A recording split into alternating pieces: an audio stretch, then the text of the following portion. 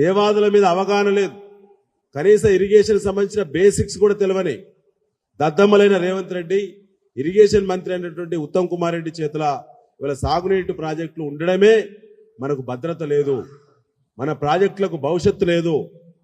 ఆ తర్వాత సీతారామను పండబెట్టే ప్రయత్నం చేస్తున్నారు. సమ్మక్క సాగర్ను కూడా నేను అవహేళనగా మాట్లాడిండు రేవంత్ రెడ్డి. తద్వారా గోదావరి మీద కేసీఆర్ గారు ప్లాన్ చేసి నిర్మాణం పూర్తి చేసి నీళ్లు ఇచ్చినటువంటి అన్ని ప్రాజెక్టులను దాని ద్వారా నింపుకునేటువంటి రామప్ప బ్యాలెన్సింగ్ రిజర్వాయర్ను కానీ, గణపురం చెరువును కానీ, అదేవిధంగా లక్నవరం చెరువును కానీ, నర్సంపేట ప్రాంతానికి నీళ్లు ఇచ్చేటువంటి పాకాల రంగా చెరువు ప్రాజెక్టులను కానీ, అదేవిధంగా ఎగువ ప్రాంతమైనటువంటి జనగామ వరకు స్టేషన్ కన్పూర్ వరకు మరి నీళ్లను ఇచ్చి రైతుల పాదాలు కడిగేటువంటి దేవాదుల ప్రాజెక్టు పట్ల నిర్లక్ష్యంగా నిర్లిప్తతో నిస్సిగ్గుగా మాట్లాడినటువంటి రేవంత్ రెడ్డి బేషరతుగా తెలంగాణ ప్రజలకు, వరంగల్ రైతులకి క్షమాపణ చెప్పాలని మరొకసారి మేము డిమాండ్ చేస్తా ఉన్నాం. మిత్రులారా, మరొక మాట ఏంటంటే ఇవాళ గోదావరి బనకచెర్ల లింకు ప్రాజెక్టు వల్ల పూర్వపు వరంగల్ జిల్లా ఎడారిగా మారబోతున్నది.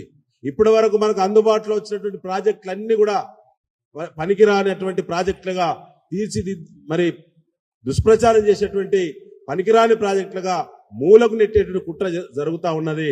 ఇవాళ రేవంత్ రెడ్డికి ఏమాత్రం మరి తెలంగాణ స్వభావం లేనటువంటి వ్యక్తి, తెలంగాణ ఉద్యమంలో అడుగు పెట్టినటువంటి వ్యక్తి, జై తెలంగాణ అనే పదాన్ని ఇప్పటి వరకు నోట ఎత్తినటువంటి వ్యక్తి కాబట్టి తన గురువైనటువంటి చంద్రబాబుకి ఏ స్వభావం ఉన్నదో ఇలా శిష్యుడైనటువంటి రేవంత్ రెడ్డికి అదే స్వభావం ఉన్నది. కాబట్టి తెలంగాణ నీటి హక్కులన్నీ కూడా మళ్ళీ మృగ్యమవుతున్నాయి. మళ్ళీ మొదటికే వచ్చింది. 2001 టీఆర్ఎస్ ఆవిర్భావ సందర్భంగా గోదావరి కృష్ణా నదుల పైన ఏ రకమైనటువంటి మరి అస్పష్టమైనటువంటి విధానాలు ఉన్నాయో ఇవాళ అటు చంద్రబాబు రావడం, ఇటు రేవంత్ రెడ్డి రావడం తోటి మళ్ళీ అదే గుర్తుకొచ్చేటువంటి పరిస్థితి మన అందరి ముందు ఉంది. కాబట్టి ప్రజలు, రైతులు కూడా కేసీఆర్ గారి నాయకత్వంలో బీఆర్ఎస్ మాత్రమే తెలంగాణకు రక్షణ కవచం, రైతులకు మరి రైతులకు మద్దతు ఇచ్చేటువంటి, రైతు సంక్షేమాన్ని కోరేటువంటి నాయకుడు కేసీఆర్ గారే. కాబట్టి ఇలా బనకచెర్లను ఆపాల్సిందే.